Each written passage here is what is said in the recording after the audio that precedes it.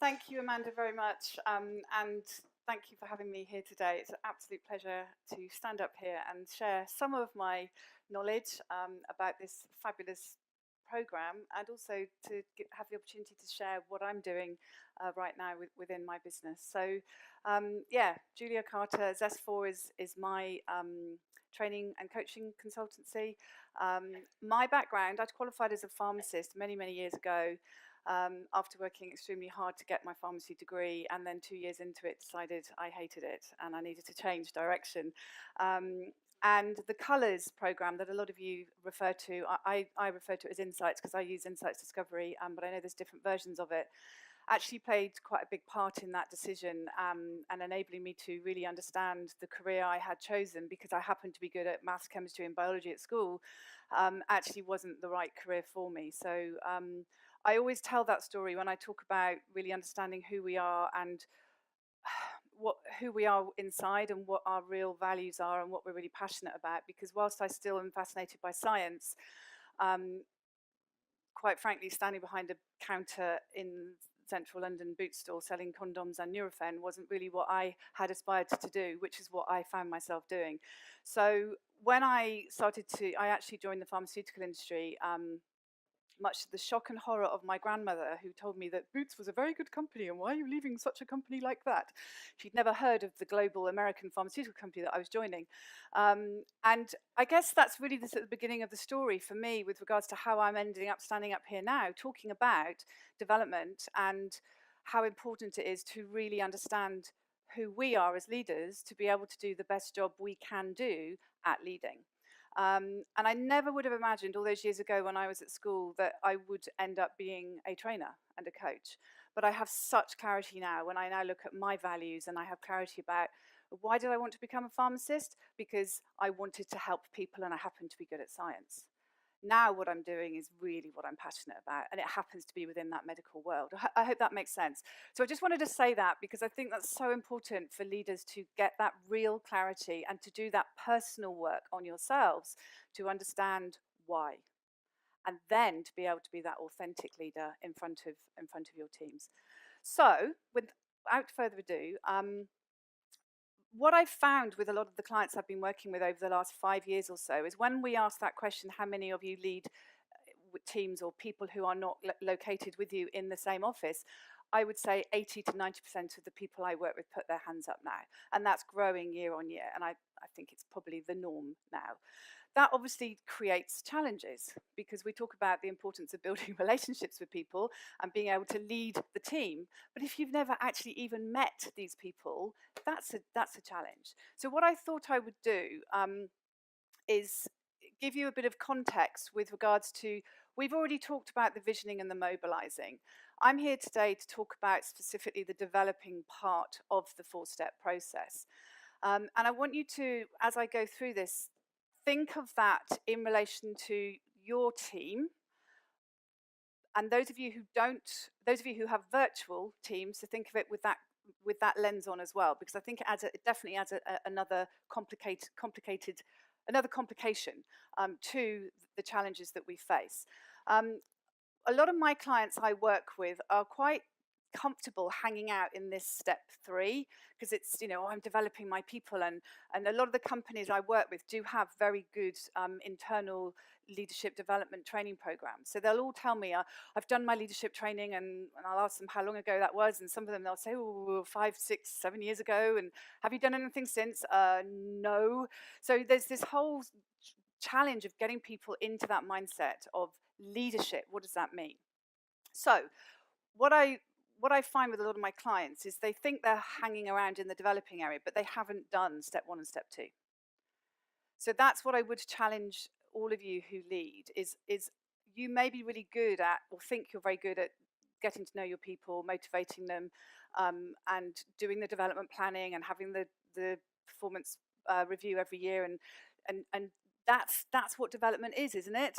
But have you truly done step 1 and step 2? Okay, so I'm very comfortable standing up here talking about step 3 because it's what I do. It's my business. Development is my business. But like I said, step 1 and step 2 is very, very important. So to deep dive now into the developing stage, This really is a gear change at this level. Step 1 and step 2, as you've heard, is hard. It's tough. There's a lot of emphasis on what you need to do. Um, and that's why a lot of people quite like to get to step 3, and they like to hang out in that step 3 and they stay there because it's easy and I'm helping people and I'm feeling good because I'm developing and motivating my people.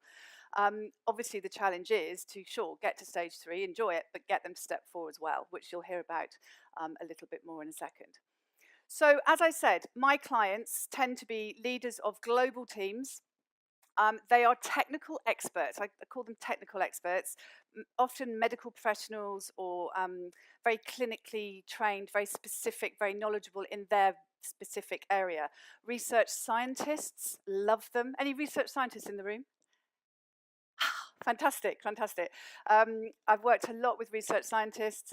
I work a lot with, as I said, medical research teams, medical information departments. I just seem to attract medical people.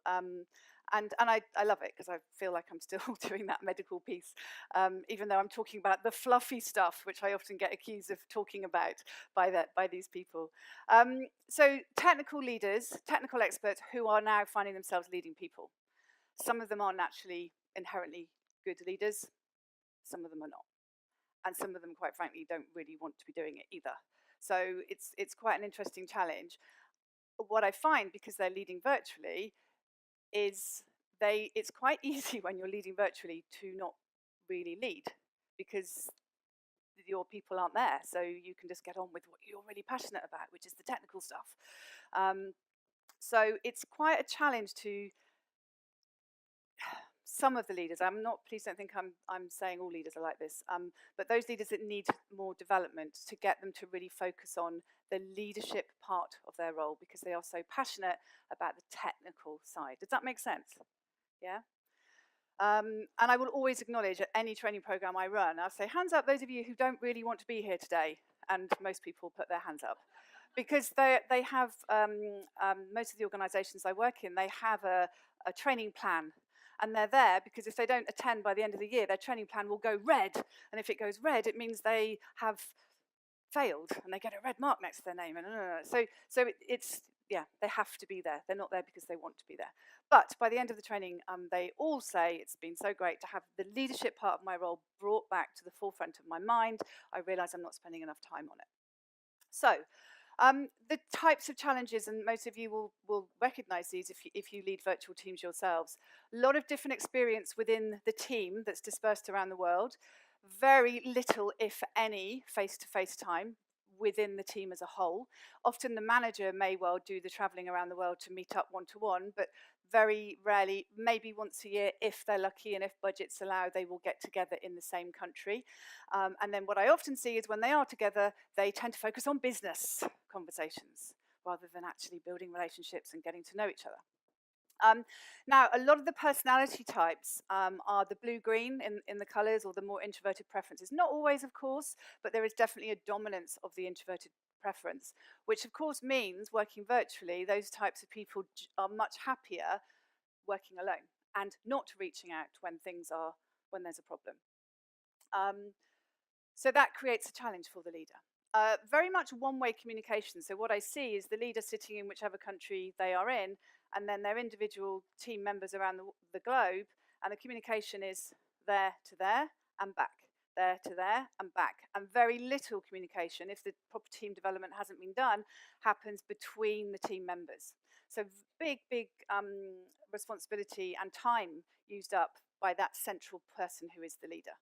So it's very much independent working as opposed to interdependent, which obviously you would hope for within a fully functioning, high-performing team. As I mentioned, if they have had any leadership training, it's often several years ago. And yeah, the technical part of their role is why they're doing that role, because they're passionate about that, as I've already said. Now, the good news, because that's all quite depressing really, isn't it? The good news is they generally love processes.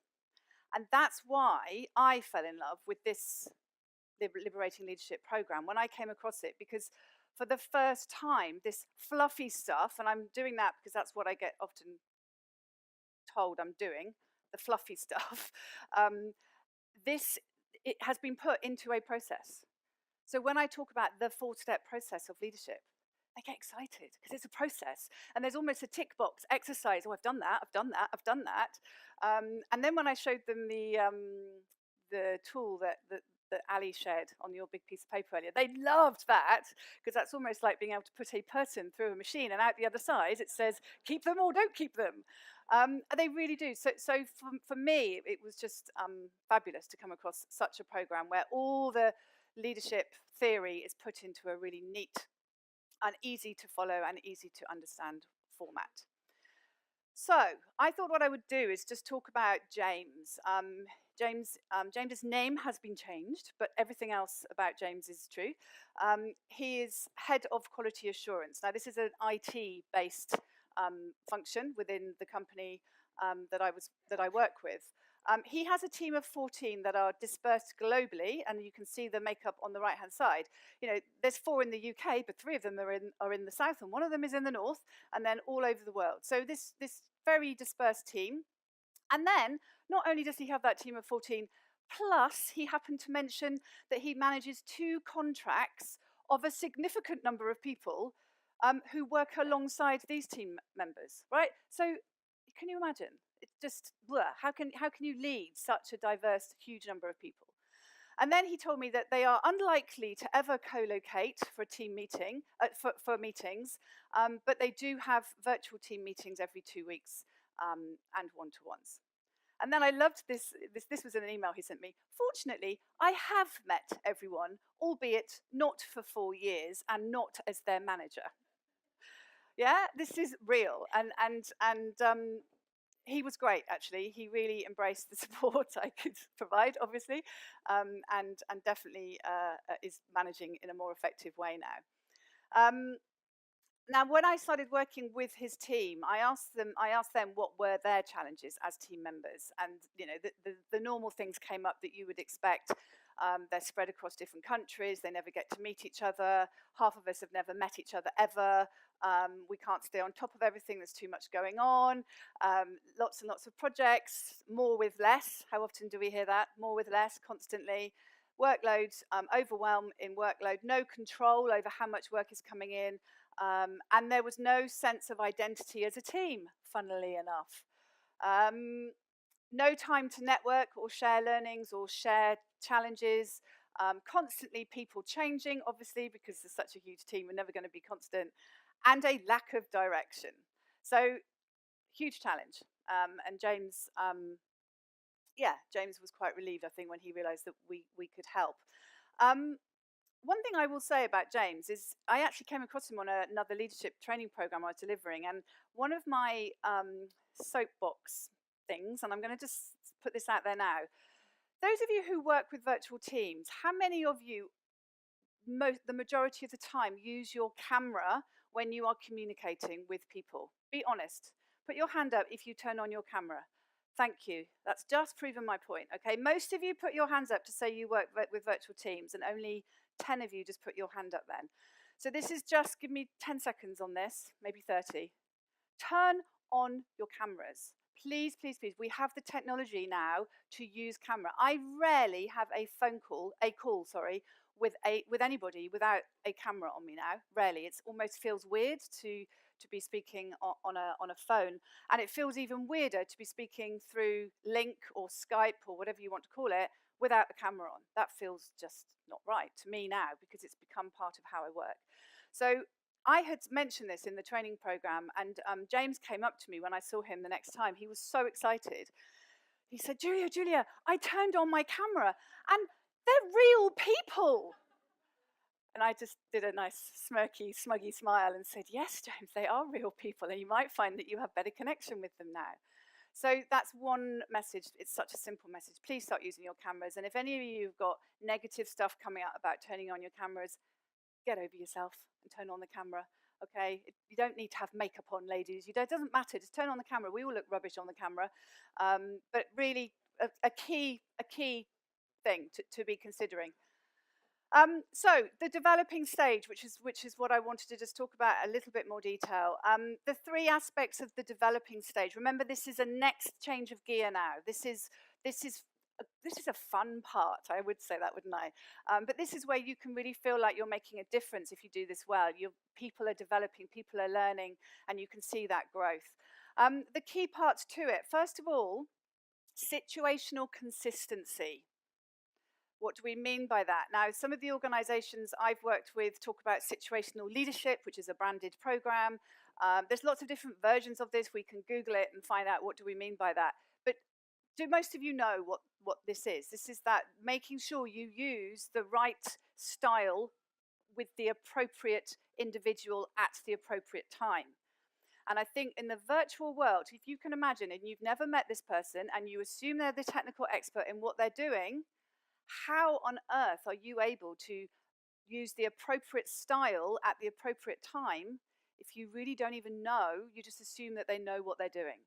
And that is what often happens. They get the reports get left alone, the assumption being made that they know what they're doing. So this is a big one for me, situational consistency. Adapting your style. The other thing I often see in my world is people who are expertise in a particular therapeutic area. And then they, because of the change of direction of the business, they suddenly are asked to do the same role, but in a totally different therapeutic area, and it's assumed that they are experts in that area. Whoa, that's scary, to be suddenly still perceived as the expert, but feeling like you know nothing. Very disempowering, and I've seen that happen several times, and it can have huge impact on individuals and their self-confidence. So this is a big one for me, and I think it's a real watch out within the virtual world. Motivation, understanding I talked about understanding your own motivations. This is absolutely crucial. So I work with James to help him understand what motivates him. Why does he do what he does? We kind of got to that point actually fairly early on, but then we started looking at the motivations and needs of the team. And again, if you've never even met these people, that's pretty hard to do. So this real focus on spending the time to get to know the individuals with the camera on, and having conversations about them and understanding. Now, Kate, who is speaking after tea, will be talking in more detail about motivation and how to understand people's motivations. So I don't want to talk any more about that, other than to say, with the insights profiling that I use, a lot that creates a big conversation around individuals' motivations just based on personality. Obviously, there's more to motivation than personality, but it does play a part. And then finally, this one of continuous improvement. I feel to do the continuous improvement, I'll share a tool with you that I've introduced to James that he's using regularly in his one-to-ones actually, that just creates a conversation around continuous improvement. A lot of the organizations I work with have excellence as one of their sort of core three objectives anyway. And continuous improvement is within the expected behaviors of the leaders. But when you actually start applying this to the continuous improvement of myself as a leader and the continuous improvement of us as a team, it's a slightly different lens to be looking through. Plus, you've obviously got the virtual aspect there as well. So just to reiterate, this is very much, steps 1 and step 2 are very much transactional. It's more of a you as the leader pushing, telling, doing, deciding. This is the bit where we are now stepping up, and this is more transformational leadership. And depending on which organizations you work in, certainly, you know, I tend to work, not always, but I tend to work within global organizations that have this sort of mindset of transformational leadership. You hear those words being used a lot: coaching, developing. It's all part of the language. I have to say, most of them do actually. Most of them train it. It's whether or not they keep their leaders accountable to it. I think there's often a mismatch because they've done the training course. They assume that's how their leaders are working. It's not always the case. So I think that's really, I'd be interested to know, out of those 3 areas, which one would you say is the most difficult? If you're thinking about developing your people as a leader, how many of you think that situational consistency, so this is selecting the right style for the situation and then being able to be flexible with that, who thinks that's the hardest to do? Okay. And what would anyone like to just tell me what is it specifically that makes that bit hard? I'd love to just have a quick conversation on that. Could someone be bold and just share what is it? Thank you very much.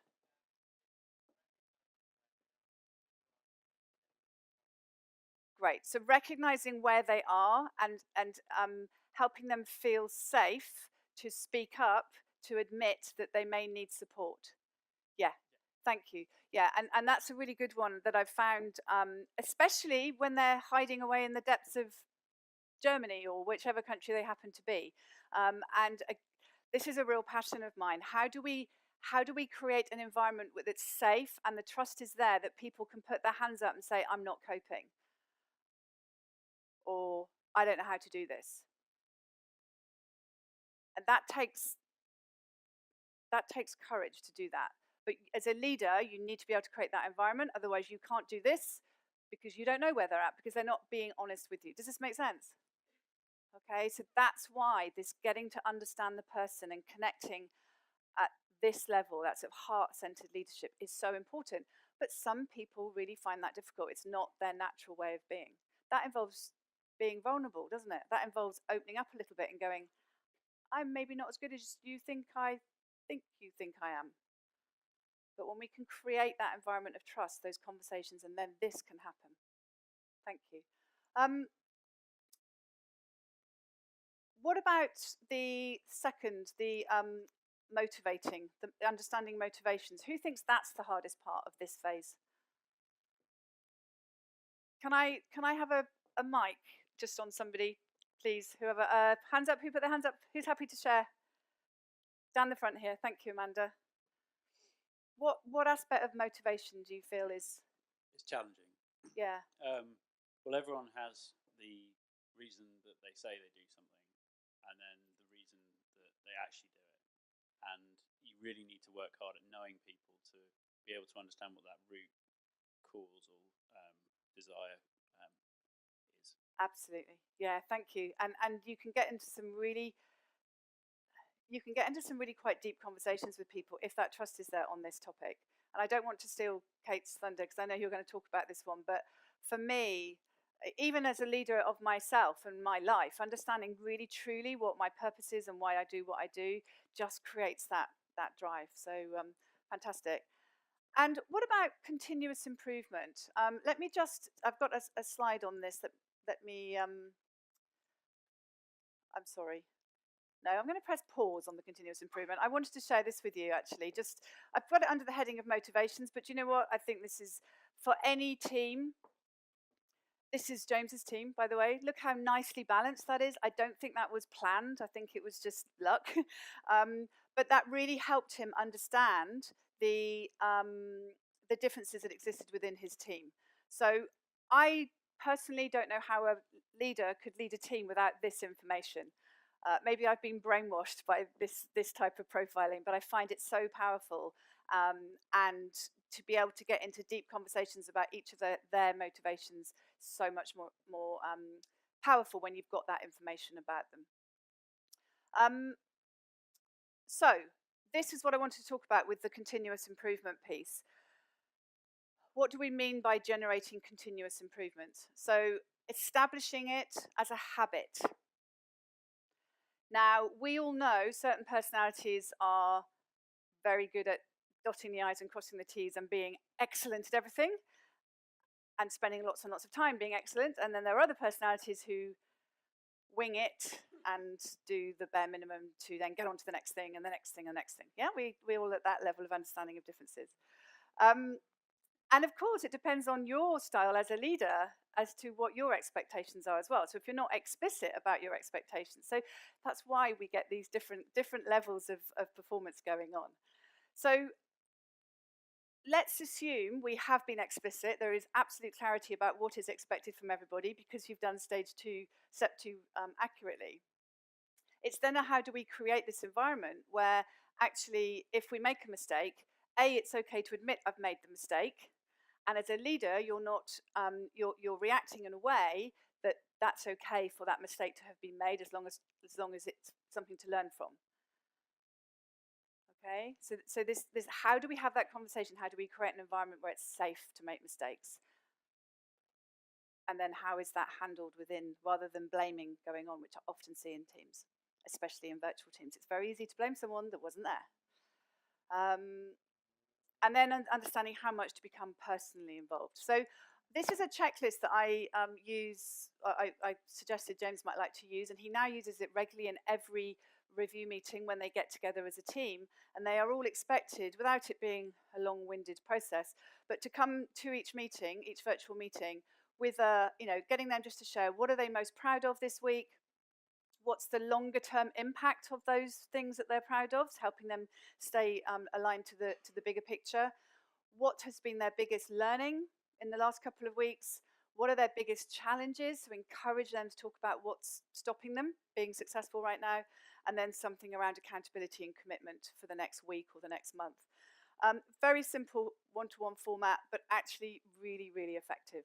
And again, everyone's coming to each of his meetings with this expectation that, we're on a journey of continuous improvement. This is working, this isn't working. So I thought that would be useful to share.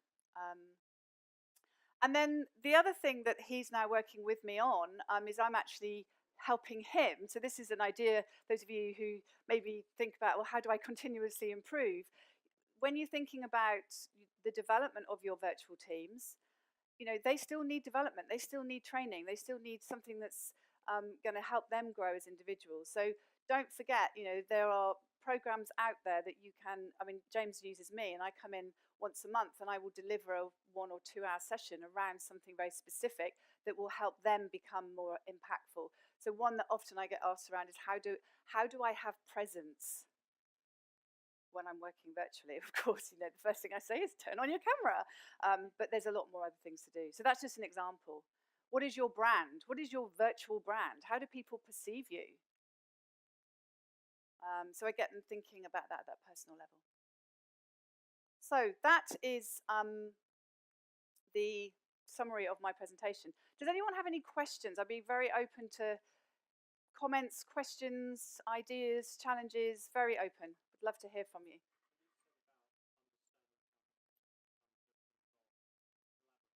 Yes, so, well, the way I perceive this is, again, it's about the relationship is how the team is set up. So my understanding, or what I've seen, my experience has shown, when things start going wrong, if there is no relationship between the other team members, it all comes back onto the shoulders of the manager.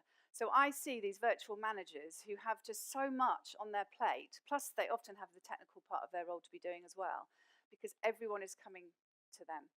So if you can create that environment of interdependency where you've got relationships going on between the team members, you don't always need to then be solving all the problems. But what I find is that they are just working in that they feel like they have to solve so every time something goes wrong or there's a challenge, everything's coming to me, to me, the leader. Okay, so, but it takes a lot of work to get them to that place of trust. And I think often they're covering their own backsides by keeping the manager looped in or copied in. Always copy, copy, copy, copy. And it doesn't need to be that way if there is much more explicitness around sort of the behaviours. That's something else I haven't touched on actually, is getting really, really clear about expected behaviours within the team. Talking about how do you communicate virtually, when should you copy in, when should you not, and really explicit expected behaviours around that, and to give feedback when it's not being adhered to. Yeah. Deploying something like this across a multidisciplinary team that you don't have any direct influence over there. Many of those disciplines, performance and day-to-day development. Where I went to then was thinking about having some people who would then be champions of whatever it is you're trying to, and then get them. Delivering training virtually is easy if you've got the technology and the competence to do it. But I would say that's not going to change behaviour. So I would think about having some local champions who would then, so you do the development of, obviously I need to understand a bit more about it, but to develop the leaders or some core leaders who then are then accountable for then developing down. So that's how I would, so I don't see it being an impossible task. It just whether you're training 1,000 people, well, let's say 100 managers in a room like this today, or whether you're training 100 managers around the globe, it doesn't really matter. It's just the fact that there's a camera.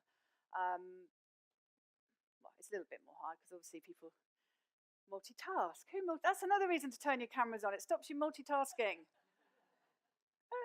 So I don't know if that answers your question, but that's how I would initiate it. You're not going to be able to do it on your own. But it's about leadership, isn't it? If you've got strong leaders at the top who are advocating this to happen, and maybe that's what's not going on.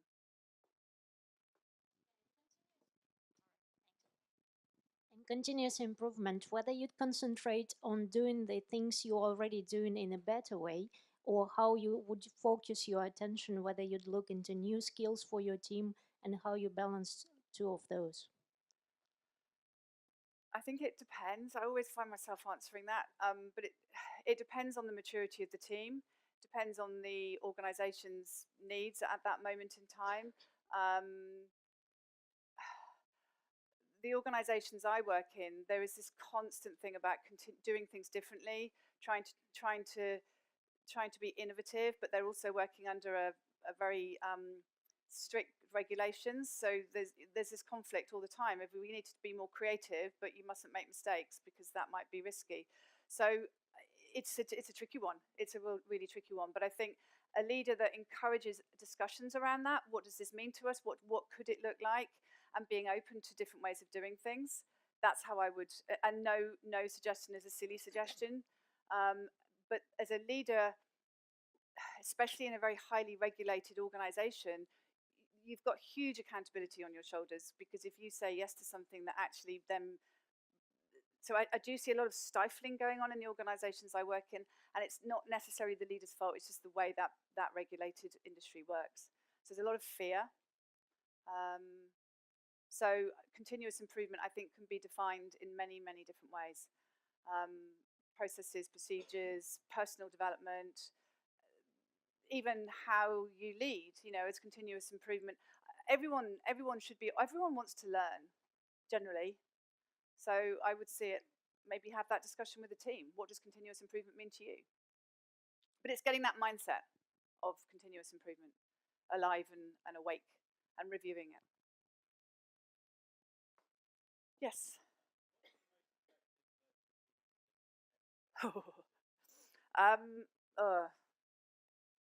I've seen there's a lot coming out. There's organisations who are now specialising in virtual team building that you can then employ and bring in. The most effective. Do you know, probably it's the really basic. Well, it depends again on how much the team has done already. From my experience, people haven't done any. So when I do one, I start with something like insights.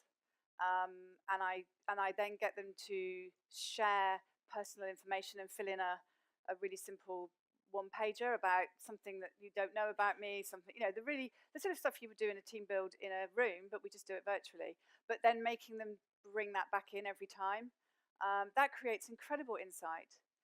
The other thing I often find with these people is they have so much expertise that no one knows that they have, because they're employed to do that job, but they've got 15, 20 years of experience having done something else. That never gets talked about.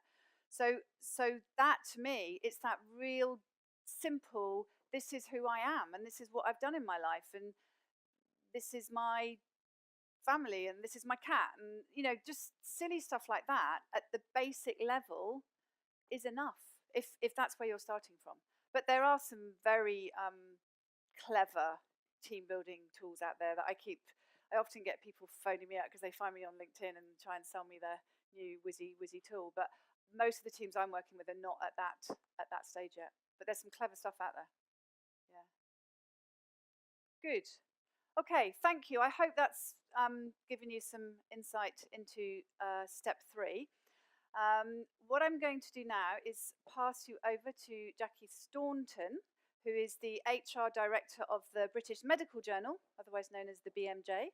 And I will let Jackie come on stage and give us some real-life experience of how they have been using liberating leadership in action in their workplace. Thank you. Thank you very much.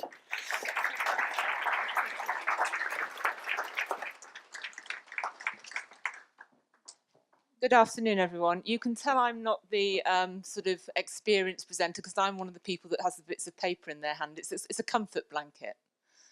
So I'll try not to refer to it too often. But firstly, thank you very much, Ali, for giving me this opportunity to speak about how we're incorporating liberating leadership into the BMJ. So there's a medical connection here. Is there a doctor in the house? We have no hand. Oh, do we have? No, we have no hands up. So let's hope nobody falls ill as I'm doing this presentation, because I'm not a doctor. I want to also just introduce you briefly to the gentleman that enabled me to be standing on this platform today, and that's Mandeep Kundi at the back here, who's also going to be the person telling me when I've only got 2 minutes left to speak. He's the head of learning and development at BMJ, and when I joined BMJ just short of 5 years ago, there was no L&D function.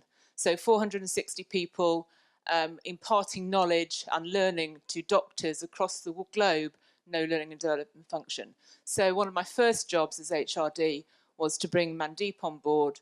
And I'm so, so glad I did, because he introduced me to Ali and Liberating Leadership and Insights Discovery and Kate.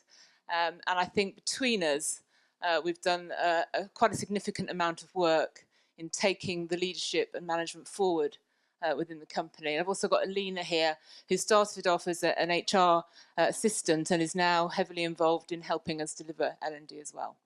So, how have we actually incorporated liberating leadership into our organisation? We're going to look at the 3 competencies that you've already been well introduced to by Julia, so I won't dwell too much on some of the things that she said, but just to look at each of these in turn. We've done a lot of work on motivation before we incorporated LL, and you know, everyone's heard of Maslow and Hertzberg, and we all know how to motivate people. So what was it about liberating leadership that made a difference? I noticed when I was practicing this, I sort of walk around a lot, so I've not got a very big platform here. I must make sure I don't fall off. That we found that one of the really important things about managing other people and motivating them was knowing them, knowing the individuals, and we talked a little bit about this. And also, I really, really agree with Julia, and we didn't compare notes before in detail about using the camera. We've got people in China, in India, in the US, Singapore, Australia, Europe, and it's really nice to speak to them and know what they look like and know what pictures they've got on their walls. You can tell a lot about a person by the pictures on the walls behind them when they speak to you. And if you pay me some money, I might let you know what's on Mandeep's wall when I speak to him in his house.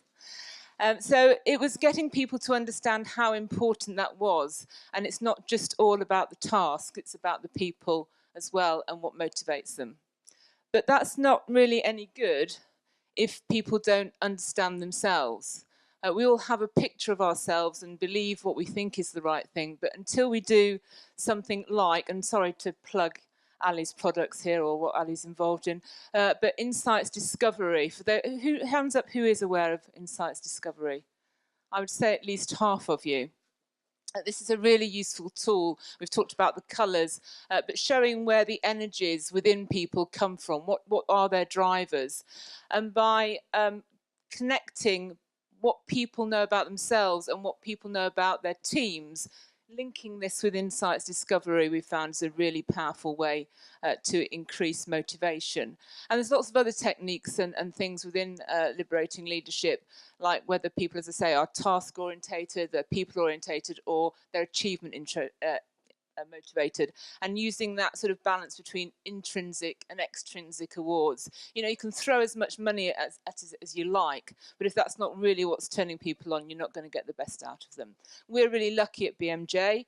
Our mission is a healthier world. I mean, that's really very altruistic, but we know what we do helps improve healthcare globally. So we've got a long way down the line just by having that sort of vision. I've also brought as my guest here Andy Cook, who is the CEO of a wonderful charity called Canine Partners, who train wonderful dogs to enable people to have more enriched lives that are wheelchair bound or severe disabilities. So again, you've got a bit of a head start, because before I used to work in a company that printed directories. I helped people find their plumbers more easily. You know, it doesn't really have the same intrinsic motivator. So the next one, and Julia said, which is the most difficult? When we've been training this particular developing stage, that actually situational consistency, can't even say it, is one of the most difficult things for people to grasp, because it's how can you be consistent but be flexible at the same time? And that's that kind of conundrum that people take a little bit of time to get. And it's really when they understand it means they are still consistent, but they flex a little bit to adapt their style to the particular situation they're in. Okay, so once you get that into people's minds, they think, this is wonderful. Yes, it depends whether I'm coaching or whether I'm mentoring or whether I'm just having to be directive, because that's the stage of the curve that particular person is with their skill set. So that's something we've also found very powerful once people get it. And then the other thing that comes into this is really strong performance development. And I think if you look at the energies within BMJ, there's a lot of blue, there's a lot of green. We don't really want to go there if somebody's not quite getting it right. We'll just hope that they get better. And not having those really clear conversations about, you know, this is about your development. This is not about punishing you. That's the very last thing we would like to do. It might have to happen if we get to the bottom of Ali's chart and nothing's really going with the will or the skill, but we will try everything we can do before we get there to make it happen. And we have to be consistent in that, because people will notice. People will notice because Johnny's a really nice guy and tries really hard. It doesn't matter if he's useless, but somebody over there who's a bit more grumpy about it gets a different set of standards. So I've exaggerated for effect, but it is really applying it in the same way to everybody. And what makes it a lot easier for us is matching it to our values. And we feel that the majority of people have the same onion values within them as our company espouses. And that makes it a heck of a lot easier when those values are really clear and consistently communicated, and people sign up to them at interview stage, so they really get it and what we're about before they join us. Continuous improvement. I think when continuous improvement first sort of came about as an idea, it was, well, aren't we good enough already? Why do we have to keep doing things in a way that's consistently improving? And I think we've moved a long way along that journey since we started in the 1800s at BMJ, of making it part of the culture within the company. And embracing mistakes as a learning opportunity. And Ali articulates in the book very well that this isn't embracing being careless. This isn't embracing not caring. This is about, as we learn, making sure that we do actually develop our skills as a result of things we got a little bit wrong in the first place, through no fault, through no other reason than we didn't know. We hadn't tried it before. And we've now got a rather great area within BMJ called the CoLab. It's full of sweets, jars of sweets and drinks and things. Everyone loves going there. But what we do in there, we take an idea and we work on it and we see if it is the right idea or not. So we start engaging with our users and our customers and asking them what they think about our ideas before we throw it out to the market. And does anybody know pragmatic marketing? It's a tool that really is, again, a process tool to think about how you manage your products. And one of the things it talks about is actually taking your product and doing an analysis on all the business you didn't win. Okay, so rather than look at the, you know, we do celebrate the gains, but actually going back to that customer and saying, look, we're not contacting you for any other reason than we want to understand that I'm not a salesperson doing this because I think I might now identify you need and flog you something. We go back there with, you know, tell us what it was that stopped you taking on our products or our services or our journals and made you decide to go with Pulse or the Lancet or whatever it might be. So that's been a really good opportunity for us to try and put things right, try and do them in a better way. So how have we done this? I've talked a little bit about that, but actually we don't, sorry Ali, we don't run a liberating leadership course. What we do is we integrate elements of it to everything we do around leadership and management. So you will see that Mandeep has very skillfully woven it into all levels of our management and leadership training. It's absolutely part of our performance management program. And we have tried to get people to take ownership of their own performance management. So rather than in the feedback in staff surveys saying, I haven't been on a course, nobody's really trained me this year, they're saying, oh, I asked if I could do this, or I went and discovered that. And they're really taking a bit more ownership of their own development. We've built it into our competencies. We've got 6 competencies. And I put this up on the slide a few weeks ago because Ali's very good at time management, knows being a bit yellow. I might have been a bit late, so I'm sure she gave me a false deadline, but I think I made it by about 4 hours, didn't I, Ali? Anyway, after I put this slide in, or these words in, I thought, I better go and look at the competencies, really, and make sure that's true. So I did. Printed them off yesterday. Of course, I know them off by heart, but just to refresh my memory. So I just wanted to read a couple of lines from the leadership competency, and says, has earned a high level of trust from all teams and is seen as a collaborative working partner across the business, works effectively with other leaders across the organisation, speaks in a clear, inspirational way that inspires trust. So there's already words that you're seeing there, like clarity and trust and collaboration, communication. Invites challenge and actively seeks feedback. And then under the managing self, it says, this competency measures how staff manage themselves in terms of their emotions, their attitudes, and how they understand and manage the impact of their behaviour. So I think I was right when I said, thankfully, that we build it into our competencies and that we speak a similar language. There's 3 pages of this if you're interested. And then finally, aligned with our values, as I mentioned before, and I think somebody was saying earlier that they inherited something when they came into an organisation. When I arrived, these values had just been worked on for about 2 years, and you can see there's a lot of words and there's quite a few of them. And we have just rebranded them to only have 5 of the values, but actually we believe that we haven't really lost any of the essence of them. We've just made them more clear and more memorable. But they really help. Things like evidence matters, pride in our people, openness and transparency. These are things that also resonate very well with liberating leadership. And then I just wanted to put up a few quotes of what managers have said to either Mandeep or in their feedback forms when they've been exposed to the Liberating Leadership programme.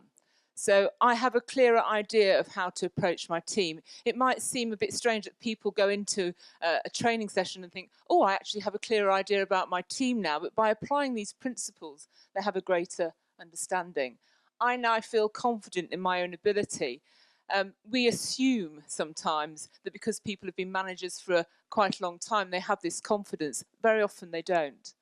Has given me a fresh approach to managing others by giving empowerment. Now, this I thought was an interesting one. To those that weren't ready, I did them a disservice. So it's, again, that situational piece. And then I am now more aware of the impact of what I say has. So I make sure I think carefully about my messaging. So just some examples of how it's given people a bit of a light bulb moment. So just to conclude, and I've already had the 2-minute waved at me, I just think that liberating leadership gives you, because it is, as Julia said, a process, a really clear, straightforward, yet powerful leadership tool. And I didn't really use these, did I? So there you go. Thank you very much.